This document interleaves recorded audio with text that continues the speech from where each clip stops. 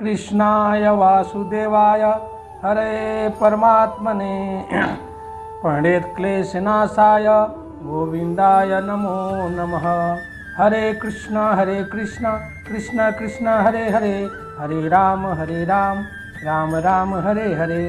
भगवान की महती कृपा से मनुष्य जन्म लेने का हम लोग सर्वोत्कृष्ट पर सत्संग प्राप्त करते हैं। वास्तव में सत्संग से ही जीव का उद्धार हो सकता है।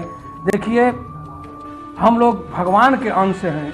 जैसे एक बूंद पानी महासागर का अंश है और वह महासागर में जाना चाहता है, लेकिन वाष्प बन के जब जगह जगह बूंद के रूप में गिरता है तो एक बूंद पानी जो है महासागर में जाने के लिए बेचैन रहता है, लेकिन कहीं गढ़ई में, कहीं नाली में, कहीं पड़ा रहता है। लेकिन जब उसको साधन मिलता है, साधन कब मिलता है?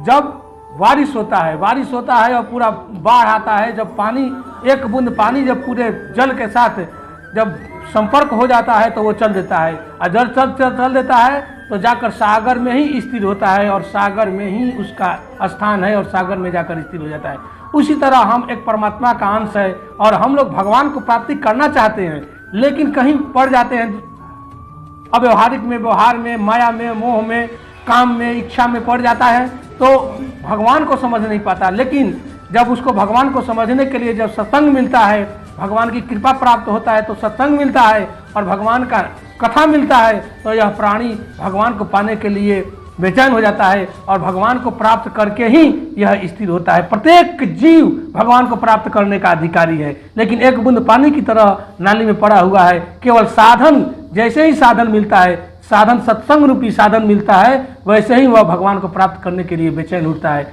और भगवान को प्राप्त करके ही शांति महसूस होता है। राधे राधे।